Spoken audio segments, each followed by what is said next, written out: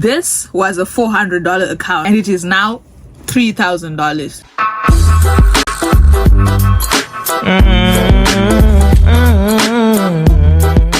What is up, beautiful traders? How you guys doing? I am doing absolutely lovely, and we've just had the GOAT of all trades on Nasdaq. But hold on to your seats, because today I have something really exciting for you guys, which I did announce in my previous video, that from that particular video I'm going to pick one subscriber and fund their account. We had this beautiful comment over here from Munya. To get your prize, make sure you DM me on Telegram, WhatsApp, or any other link in the description below and claim your prize. You know what I'm saying? But before we get into all the good stuff of the video, if you're new to the channel, welcome. We trade Nasdaq over here. If you're returning, you know what's up. Don't forget to hit the like button, turn your post notifications, and subscribe to the channel, because when we hit 10,000 subscribers, I'm going to be doing a lit giveaway, funding 10 different accounts and giving 10 different people free mentorship, right? You don't want to miss that. So in this video, you're going to learn the simple multiple take profit strategy that I just used to flip a $300 account right to $3,000 with one single setup. Before we get into the bits and pieces of multiple take profit strategies, let me just break down to you guys what that actually means. In simple terms, this just involves setting your take profit at different levels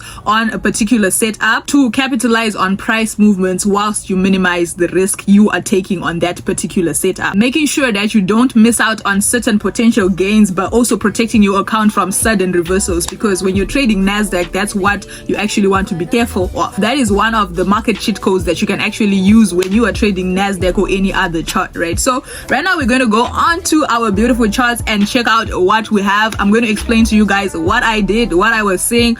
Basically, I explained all of this in the previous weekly analysis. If you haven't watched it, you missed out on a really beautiful trade that we had on Nasdaq. And today is just Wednesday, right? You did see me telling you guys that we're going to have this zone. You know, it was broken in the previous video, and then we've had a retest right over here, and then we did look at price action right over there, and then right now it just dropped with us right to the bottom. I did teach you guys trend lines. You know, I have a lot of strategies that I've taught you guys already, so we're going to delete these trend lines, but you can see there's another analysis for, like, you know, today and tomorrow we're going to capitalize on this particular trade, right? So yeah, this was the trade. And so I did tell you guys about support and resistance levels, right? And you already know institutional zones and bank zones too.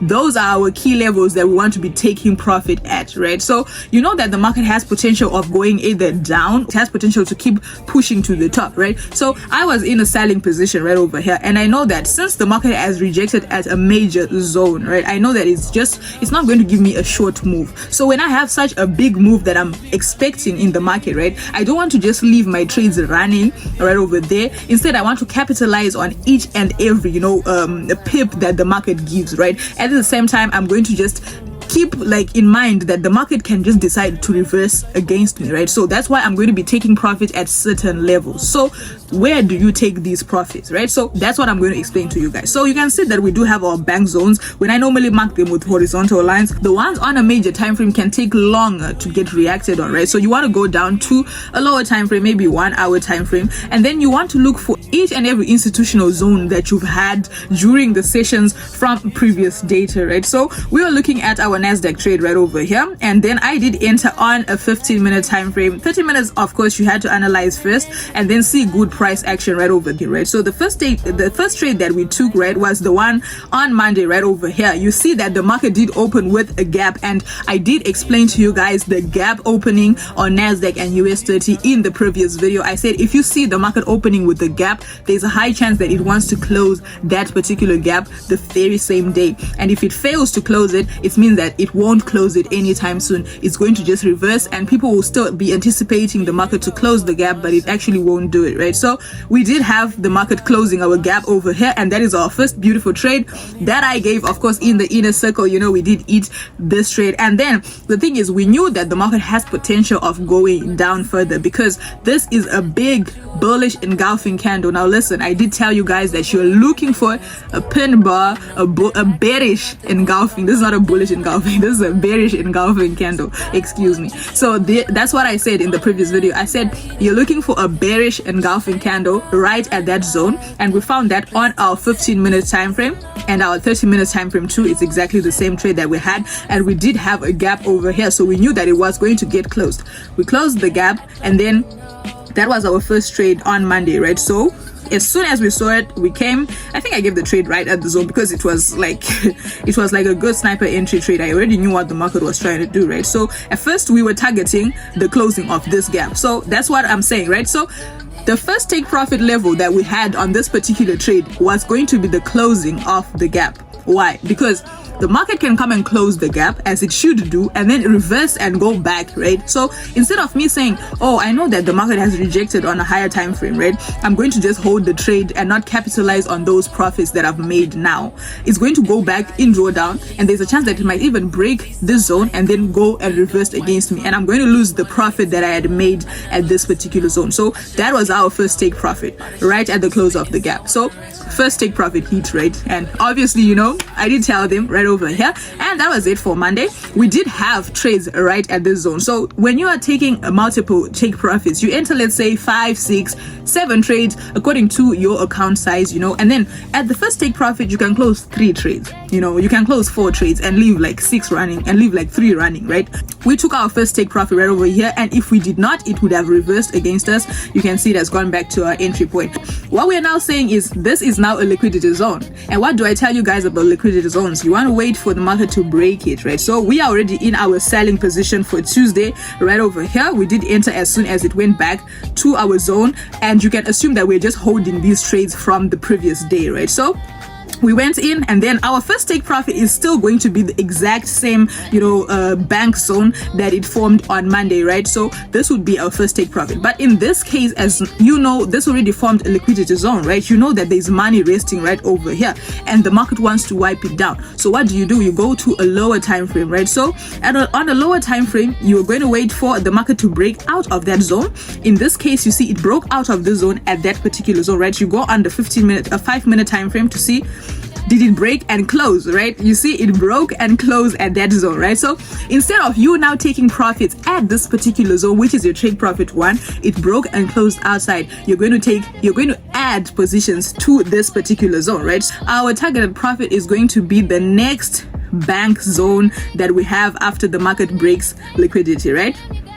So what would have been our next zone, right? So this particular zone, you can see, is a green candle, so we won't even consider that. We want the next red candle, right? It's right over here. And you can notice if we go in previous data, that is what was broken. It was like a resistance that was broken and turned into support, right? So this obviously would have been our added positions, but then you obviously know that we don't have such a large stop loss like that, right? So we obviously waited for it to break around about that zone, and then we did enter. Our first take profits for Monday, we took a lot of profit at this zone. We added positions when it came to this zone. We targeted that zone again, and then we waited for price action. We waited to see what the market is doing at this particular zone, right? It broke on a lower time frame, closed outside of our zone. It shows that it wants to go down, right? So we add positions to that zone, and then we target our next zone. Now listen, on our next zone, we can see also we're at a zone. We have to wait for the market to reject first, right? You can see that it was going to either reject with a bullish bar or give us a bearish bar or a pin bar. You can see that this is like an indecision in the market right over there, right? So we can see that the market has broken and has closed outside of our resistance zone. So what are we going to do? Add positions, right? So obviously we did add our positions right over here, and we hadn't closed positions right at the top there. We just added our positions to this particular zone, right? And then we let it roll down with us, I think, to around about this zone, right? We closed all of our trades, and then at this final point, if we go onto our higher time frame, we can see that we have absolutely obliterated this market, right? And if you were holding one trade from the zone and probably had a small lot size and then dragged the trade down to the bottom like that, you would not have capitalized as much as someone who was going into the trade, adding positions, closing some positions, you know, and then adding when the market breaks certain levels, you know, and taking profits at different, you know, support and resistance zones, right? So right now we are still in the trade, yes, because you can see that we do have this. Now goes back to our trend line analysis, and I'm not going to be doing that analysis or whatever, right? So I still see potential of the market going down. That is why I am still in the trade, right? So whenever I say that no, the setup has broken finally, that's when I'm going to finally close these trades that I took at this particular zone. So just by doing that, going in and out, adding positions to my winning trades, I managed to flip this account from $400 to $3,000 without any problem, right? So that is about the multiple take profit strategy that you can actually add when you're trading any setup of your choice. You can have a really good setup and actually, maximize your profits from that one setup. You don't have to find 5,000 setups. This has been running from Monday through to Wednesday today, and there is a high chance that we're actually going to hold this trade throughout to Friday until the market closes, because we are maximizing on each and every potential setup that the market is giving. But if you did enjoy that video, don't forget to hit the like button, turn your post notifications, and subscribe to the channel. Even if you didn't enjoy the video, still subscribe to the channel. You feel me? But that is Vintino, and I'm out. Peace.